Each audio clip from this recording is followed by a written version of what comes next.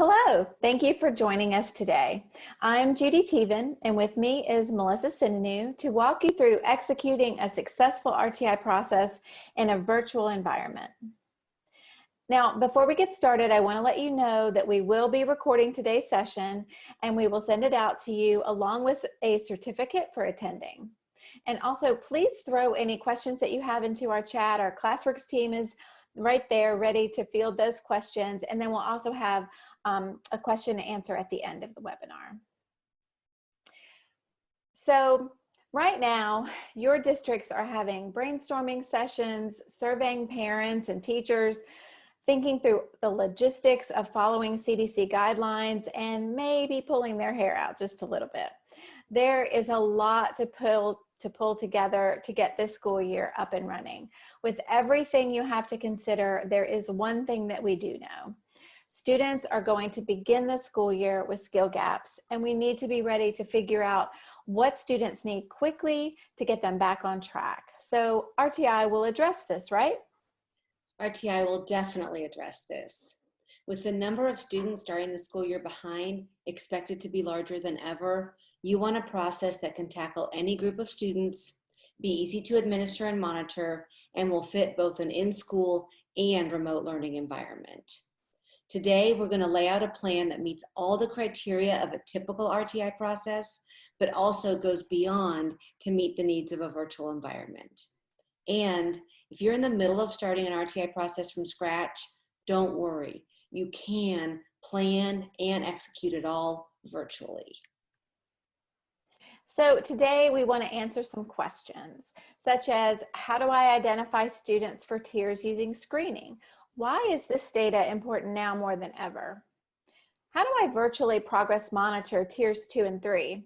It's really tricky enough when we're all in school together. What are the best practices for meaningful intervention in a virtual learning environment? And data meetings are so important to RTI. How do we make them meaningful if we can't meet in person? How can we integrate social and emotional learning best practices into academic intervention? I know many students will need extra support this year. And speaking of best practices, having high quality tier 1 instruction is essential to executing powerful instruction that is flexible and works well in a virtual environment. And last but not least, we will look at an action plan that brings it all together. So let's just step back for a moment and think about what we're trying to accomplish. The purpose of RTI is to provide a structure and process to identify students performing below grade level, identify skills they need to work on as intervention, and monitor the student for growth and response to the intervention.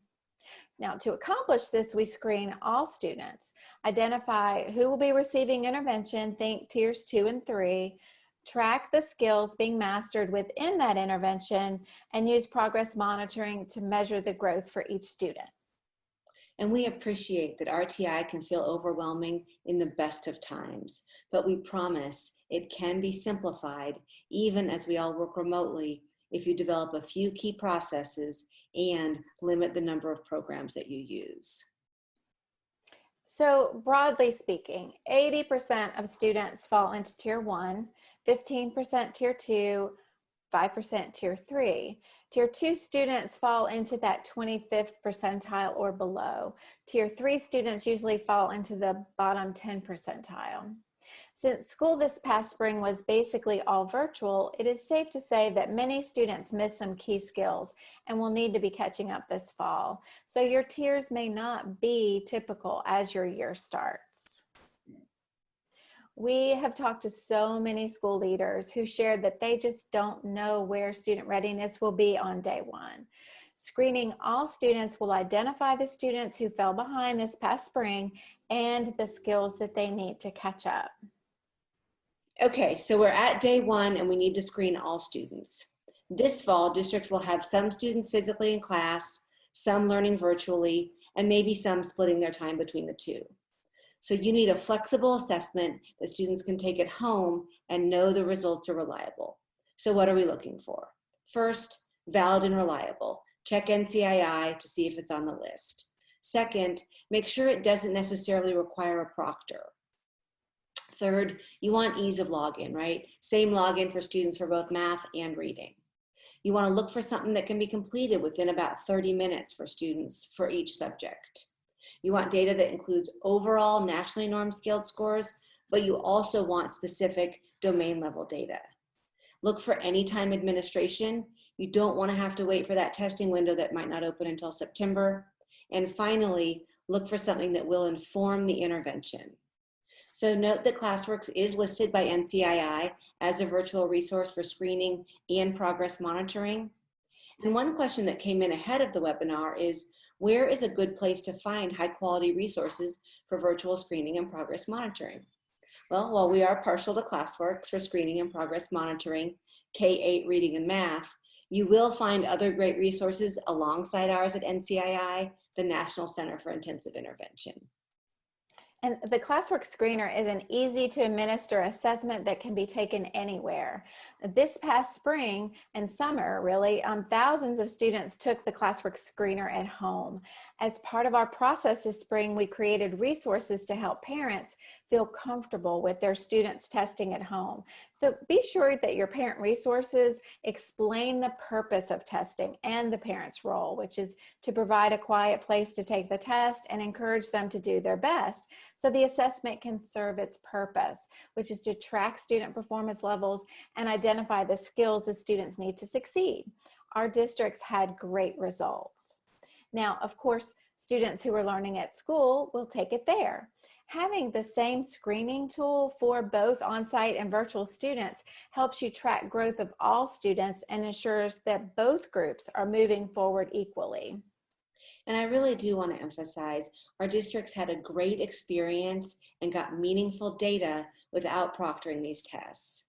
If you do have an instance where you think a student got help from someone else, that may be the time to have I really want to emphasize that our districts had a great experience and meaningful data was gathered without proctoring these tests. If you do have an instance where you think a student got help from someone else, that may be the time to have a conversation and either reassign the test or have the student take it while you're on a video call. But delaying gathering valuable student data for all your students while developing complex proctoring scenarios could delay critical student learning time. That's a really great point, Melissa. Now, after all students have tested, your RTI team comes together, right? Reviews the data and determines who will be receiving intervention. An important step in this process is conducting these staff data meetings. So let's just talk about that for a moment. Your RTI process will include lots of meetings, right? It's everyone's favorite part. But to make sure these meetings are relevant and effective, it's important to have everything in place to execute a meaningful data meeting. This first meeting is to determine student tier placement, right? The school RTI team meets to establish these groups. So what is this data that you're going to be looking at? Use nationally normed data to see where your students stand in comparison to the larger group interacting with the same assessment. These apply regardless of where the test is administered and student learning is taking place. Percentiles are a perfect starting place for tier identification and also provide vital information about how much impact this last spring had on student learning and growth, the COVID slide that we've all been expecting. Let's look at the Universal Screener Results, our RTI Recommendations Report. Now you see this here, a list of students grouped according to their percentile rank. The information provided includes the student's percentile rank, the recommended progress monitoring level, along with the urgency of that intervention. These scores are an important piece of tier identification. Classworks follows the NCII guidelines and recommends using the following percentiles for potential tier placement. So we think of tier 1 above 25%, tier 2 between 10 and 25%, and tier 3 10% and below. There are times, however, that these guidelines may not fit your student population. Keep in mind, these cut scores are based on national aggregated norms, and they may not align with the resulting percentages for your district. If that is the case for you, the challenge is in being able to select the right group for intervention. So use your screener data to then group students by school or district based on the percentiles that make sense for your population. Exactly. This will provide you with a list of students for each grade level and rank all the students by percentile rank. Use this to determine an intervention cut score to outline your group of students who will be receiving intervention and progress monitoring. So now that we've selected our students for intervention and progress monitoring, let's see what that looks like. So as Judy mentioned, one of the things that screening tells us is who should participate in progress monitoring. And as I'm sure everyone here knows, progress monitoring is key to a successful RTI MTSS process. Unfortunately, it also has a reputation for being quite labor intensive for teachers. It is critical that the progress monitoring you administer this year can be done from home, asynchronously, and makes teachers' lives easier, not harder. So first, let's define progress monitoring. Student progress monitoring is a repeated measurement of performance using equated probes. It's used to determine if students are responding to the interventions provided or if they need referral for additional, possibly special education testing.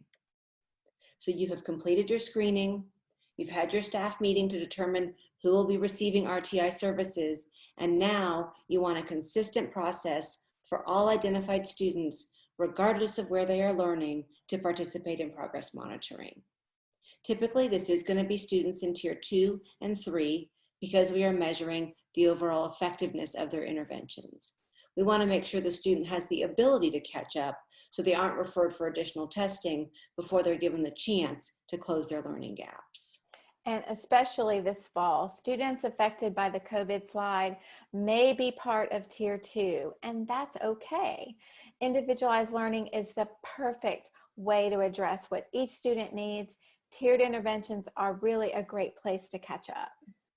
That's right, Judy. And an effective progress monitoring tool gives us the data to show these students are catching up. It tracks results for every test instance during the intervention period. It includes targeted rate of improvement goals and a trend line to establish the student's current rate of improvement. And ideally, all of this is done automatically for the teacher and school psychologists. For example, at Classworks, progress monitoring is set up for maximum ease for both teachers and students. The same progress monitoring tool is used for both reading and math and spans grades K to 8. The teacher simply starts the progress monitoring and the probe automatically appears for the student each week to complete, no matter where learning is happening.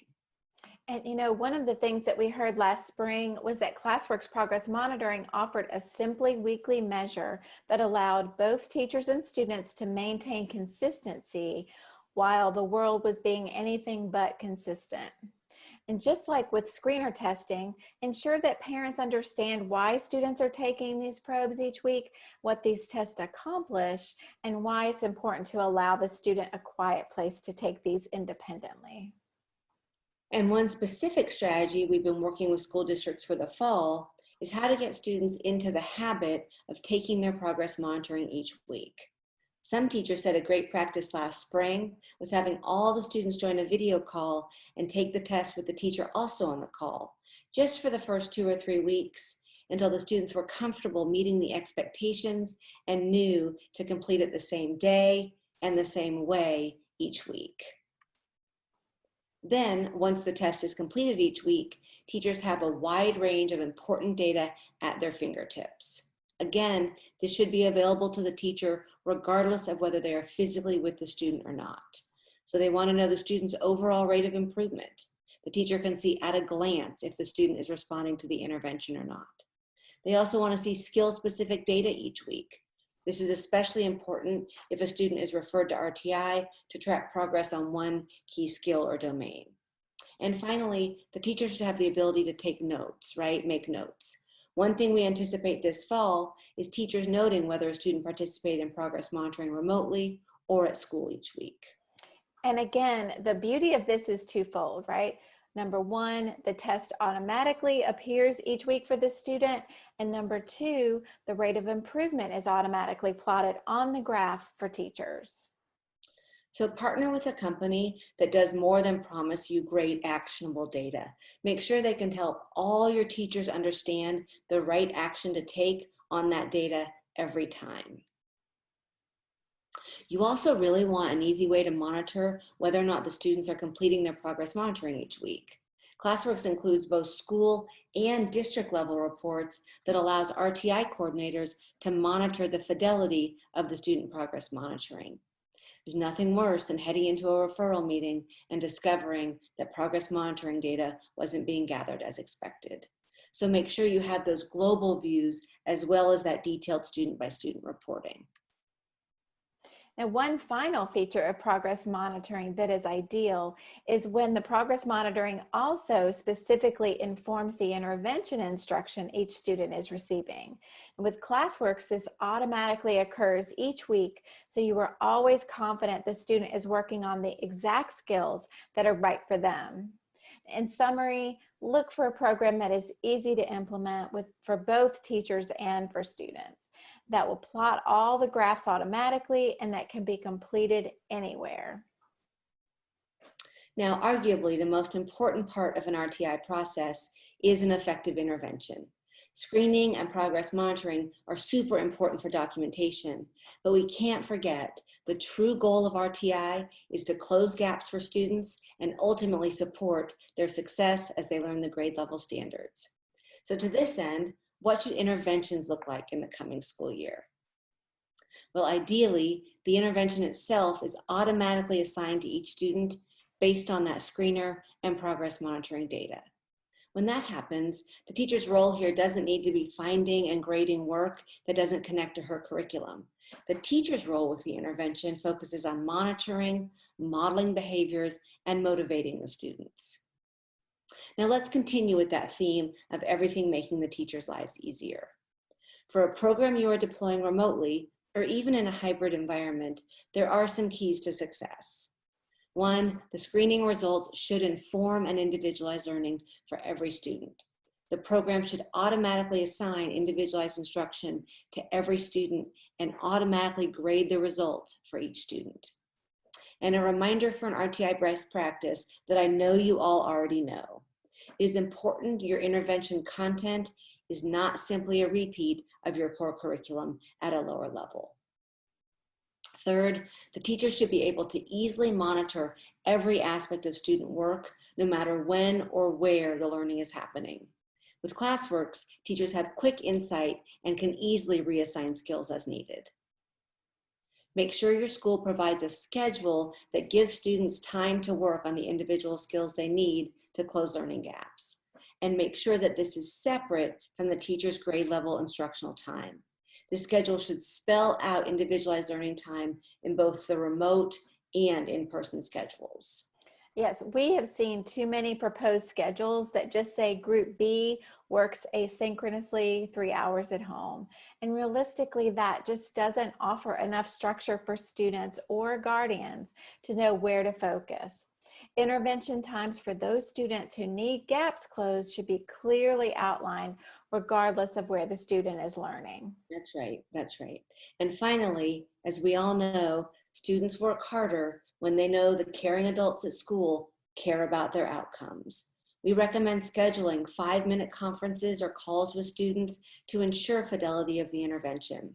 This can happen either in person, if that's where students are, or via video or telephone. So King Middle School here in Atlanta implemented an idea that was very successful for promoting excellent communication. All non-credentialed personnel made specific reach outs to students throughout the spring. They texted, called, emailed, whatever they could do to say, "How are you?" Then they shared Classworks data to review what students could work on, and they celebrated the successes. So looking to the fall, these same individuals will be responsible for tracking student progress and interventions and working on student goal setting in regular intervals. This will be especially important because APS is expecting the first 9 weeks to be entirely digital. Now, once progress monitoring is in place and students are working on their interventions, it's important for all stakeholders to meet regularly, to review student data, to make changes to the intervention, move tiers, or even decide on next steps, such as possible referral for special education. Now, these meetings typically occur every 4 to 6 weeks. This ensures that data is current and relevant. Meetings may look different this year. Really, whether you are on site or working virtually, these meetings may be better executed via a video conferencing tool. There are actually some benefits to moving to virtual meetings. Parents are more likely to participate if they don't have to take a day off. They can just jump on a call from work. Members of the team who may work with multiple schools will not have to travel to be at the meeting. This format really helps level the playing field and allows all members to be equal participants in the meeting. So, who is attending? Your district's RTI plan usually dictates who should attend these meetings. It might differ depending on whether you are discussing Tier 2 or Tier 3 students. So let's talk about who may be participating in our meeting. Of course, classroom teachers, counselors, school psychologists, instructional coaches, and interventionists. Of course, administrators are highly valuable at data meetings. And then parents, right? Parent communication is so key. Having parents on board is integral to student success. Now, each person has a role and offers a different perspective. And again, meeting virtually ensures everyone can participate equally. This eclectic group is designed to be able to look at each student from a variety of vantage points to ensure a complete picture and then formulate the most appropriate next steps. So if we are executing a remote RTI meeting, all members of the team need to be able to view data, right? So let's talk about what that looks like. On a video call, use screen sharing to discuss data and student performance. Have one team member be responsible for making sure the data is available for each student that's to be discussed. In these RTI student problem-solving meetings, it's important to look at data that will inform the next steps for the student. The two pieces of data to look for as far as results go are skills mastery and growth. In Classworks, for example, Classworks Standards Mastery Report shows skills and standards a student is working on and identifies mastery for that skill. And then progress monitoring results are your key to understanding if the student is responding to the intervention as a whole. And in Classworks, since progress monitoring and the universal screener are on the same vertical scale, percentile ranks can be used as an additional measure of student growth. You use all of these results together to make the right decisions for each student. So what are some of the right decisions? What if the intervention, for example, is off track? What instructional changes should be made? So you may be seeing that the student is not growing. That would be evident in your progress monitoring results. Skill mastery is not being achieved, as you would see in your standards mastery report. So what now? You want to analyze that mastery, right? Reassign any instruction below mastery, now which in Classworks is below 80%. And I'm going to repeat what Melissa said earlier, conference with students. Have a Zoom conference with the students. Make a phone call. Make sure to communicate with the student what they are doing well and what their next steps are. And this should only be a few minutes. Don't be afraid to discuss scores, but also celebrate success and strategize how to improve weak areas. Ensure that students are tracking their scores in a data notebook. This is integral into your one-on-one conference. Student ownership is so powerful. The bottom line is that meaningful data meetings result in action. It's crucial to understand what data you need and have it available during those meetings. Now in Classworks, you have two options for data. You have live data and you have data from printed reports. Reports are printed when documentation is needed for student folders or to share with parents, right? Live data is reviewed by teachers daily. This is the basis for that 5-minute student conference. It's here teachers make those important instructional decisions, especially when executing a virtual RTI process. Now, actions may include analyzing the mastery of student intervention, reassigning, or even stopping the progress monitoring to adjust the level for a student. Literally taking data to action with just a click. And any actions teachers take are seamless for the student working virtually. Let's say you change their probe level or modify the intervention. This doesn't change any student actions as far as them logging in each week to complete their progress monitoring or logging in to work on their individualized learning. We can't underestimate the importance of keeping processes, schedules, and habits consistent for students, especially this year. Yeah, virtual academic intervention is effective with these specific guidelines for meetings, instruction, and monitoring. But let's step back and think about the big picture for the student. What about behavioral interventions? One thing everyone is grappling with is effectively helping students needing behavioral interventions if we're even partially virtual this coming year. How do we effectively document with daily behavioral worksheets if students are only physically in the building twice a week, or, as we're hearing more and more, possibly not at all for the first 9 weeks to month? So 2 core components of social and emotional learning, self-awareness and self-management, are often developed using PBIS worksheets with students, and they will definitely apply in the fall. For example, if your learning is remote, you likely want to make sure all students are responsive, attentive, and respectful during video sessions. The Center on PBIS wrote some great guidelines for student expectations during virtual learning, and then this particular set of expectations comes to us courtesy of Grandview Middle School in Minnesota. I think was Stanka Public Schools ISD 277. However, even with great guidelines like this, documenting these goals and behaviors on remote days can really be a challenge. So to help address this, we recommend using digital student observation worksheets. Now, all teachers throughout the day can document student engagement and behavior depending on the goals established for each student. Students and teachers can both see their progress on the digital daily worksheet, and this is very motivating for students. And this is being documented everywhere students are learning. This is another benefit to making this digital. It really keeps all teachers in the loop. If Johnny's having a bad day, I'm aware of this before Johnny walks through the door or joins my Google Meet, right? So not just after he hands me a sheet to sign and document. Yep.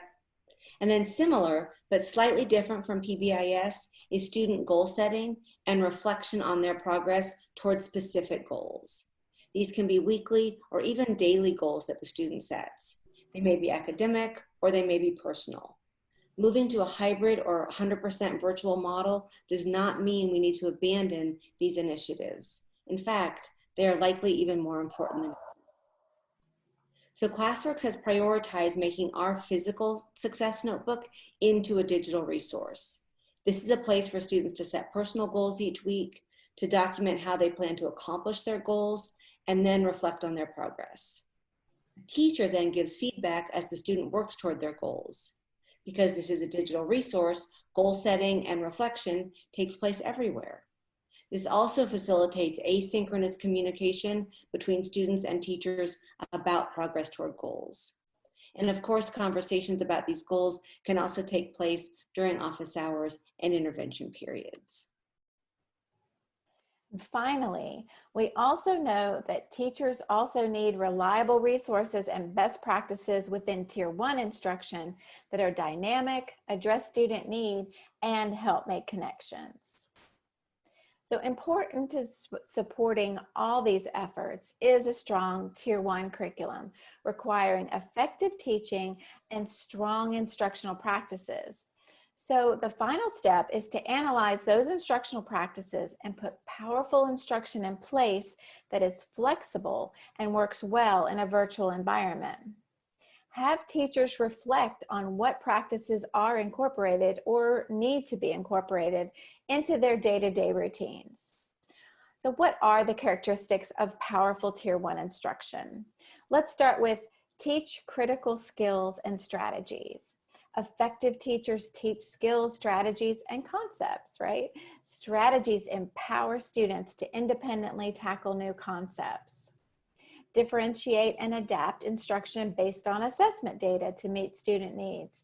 Effective teachers recognize that one size doesn't fit all and are ready to adapt instruction, both content and methods. Make sure students have explicit instruction and lots of opportunity to practice skills. This practice will occur with and without teacher support. Students shouldn't have to infer what they're supposed to learn, right? Once critical content is covered, check for understanding, reteach, and monitor progress. Now at Classworks, we have supplemental Tier 1 instruction for virtual learning used in the Classworks platform or into your LMS, such as Google Classroom or Schoology. These resources support teachers in executing powerful Tier 1 instruction. We could actually have a whole webinar about high quality Tier 1 instruction and best practices. However, in the interest of time for today's webinar, we focused on the best practices for screening, data meetings, progress monitoring, and the high quality intervention. But the importance of continually evaluating the quality of Tier 1 instruction is also important. Okay, we have talked through best practices for RTI and then how to apply those in a virtual landscape. Let's recap with an action plan you can put in place to make sure you are equipped for an awesome RTI process that is not labor intensive for teachers and produces great results for students. We will send a copy of this action plan with the recording of the webinar. So first, screen all students early, whether at home or in person. Then, school leadership, review the data, determine who needs Tier 2 and Tier 3 interventions. And don't hesitate to ask your screener vendor for support if you'd like it. Third, build time in the school schedule, both in person and remotely, for students to take progress monitoring weekly and spend time on interventions. Extra learning time should be given its own specific time and attention. Teachers and other school personnel should build a plan for that first month of progress monitoring. How to make taking that probe and taking it seriously an excellent habit to develop right from the beginning. Communicate expectations with parents for screening, progress monitoring, and work on interventions. This is different than what is happening in their regular classroom and will probably not match their homework, right? So look to your vendors for resources to share with parents. Regular communication between students receiving interventions and teachers or other school personnel should be built into the weekly school schedule. This also includes discussions about PBIS checklists and student goal setting. Number 7, plan for those SST meetings every 4 to 6 weeks. And remembering Judy's recommendation, make these virtual meetings all the time. And finally, embrace the fact that a remote schedule means more asynchronous communication between teachers and students. Things like a digital behavior worksheet, digital success notebook, the automatic grading of interventions and progress monitoring will all help ensure your environment can be successful while students are learning remotely. So we know that we have thrown a lot at you today, and honestly, our hope is that you latched on to a couple of key takeaways and that you can put into place as school starts. Now, for those of you in our Classworks family, please know that we are here for you and we're glad to help you work through any questions or even logistics that you may have as you start planning and putting that in place. So we really appreciate you being here, and we actually have a little time for some questions. Hi, yes, I do have some questions from our chat. So our first question, many of our students learning above grade level didn't receive challenging instruction last spring. Our state includes 5% below and 5% above in our RTI to make sure we're growing all students. Yes. Any recommendations for virtual support of our high flyers? Oh yeah, that's a great question. So some of the screeners that you'll look at, including a vertically scaled screener like Classworks or some of the other adaptive assessments, we'll also individualize instruction for students above grade level. So for example, if you use our screener or you use NWA, you're going to be assigned skills in Classworks that are above grade level to really challenge those students. So that's a great way to keep them engaged, definitely. And also look for resources that are flexible. Like with Classworks, teachers can actually, if they've got students that need to work above, they can go ahead and get them started on that within our progression. They can assign them specific areas of instruction. So make sure that there's a lot of flexibility, and that really makes it where student need will be met. Any suggestions for managing the many tools required for an RTI program? This is a great question, and it's one of the big challenges that we all heard last spring, right? We have one group picked out a screener, one group picked out our progress monitoring, another group picked out interventions, and this may even be divided by subject. Really look as a school district to break down those silos. Go, who offers me all the things that I can do so my kids are getting accustomed to logging in to the same place to do multiple things. And there are a bunch of us that do a lot of things. So we can be found. A lot of the challenge to that is getting the departments to talk to each other in school districts, but that it really can be streamlined, I promise. Okay. Do you have any guidelines or suggestions posted for supporting our special education students remotely? So Judy, do you want to answer that? Yeah, well, and we recently did a webinar about that as well. We really talked a lot in that webinar even about streamlining processes and platforms, and being able to meet student need that way. A lot of best practices within that. The way to really, a lot of the recommendations we made today about data meetings that really apply to IEP meetings as well, maybe with an additional piece of setting up a specific agenda for those meetings. So we do have a lot of those kinds of discussions, and we'll be glad to send the webinar out as well, and talk through any of those specifics. I don't know if Melissa has anything to add to that. No, yeah. Okay, just a couple more here. So my district is starting 100% virtual at first. How many times a week are you recommending that we incorporate the intervention or ELT blocks that you mentioned? So we really recommend that students get at least an hour a week per subject with those extra learning time blocks, and that is separate. We talk about this a lot. That extra learning time should be individualized for all students. Back to the earlier question, that can capture both your high flyers and your kids that are closing gaps. And I think doing that at least twice a week for an hour or once a week per subject is going to get you really, really good results. And then having office hours to help students, maybe if they need remediation for the on-grade level instruction, is a different effort than that extra learning individualized time. How well does Classworks integrate with Schoology? Oh, really well, because we both use LTI. So what you do is you just turn it on, then you actually launch something inside Schoology that shows you all the Classworks units, and then you just pick them and add them to your little assignment, and then they're all automatically graded. So that's a great question. And I think I've got one more progress monitoring question. If it looks like the results of my students' test doesn't actually reflect where I know they should be or where they are, do you recommend taking the test again right away, or should I just wait till the next assessment? That's going to be a judgment call for you. You have the ability to reassign that right away, but if you've been working with the student for a while and you know that the time is much different and something was different, certainly using that expertise. And Judy, you certainly know more about this than I do, and I should have let you speak up. No, you're fine. You're fine. No, absolutely. Again, like Melissa said, the teacher always knows best. And you may know, like if you've got a student that's up and down and it's erratic, but often teachers kind of pinpoint it super fast, like, oh wow, this is not either maybe their big brother did it for them, or they just zoomed through, or they clicked so fast through it and they just bombed it. So any of those kind of either end of the spectrum for that, you can absolutely have them retake it right away.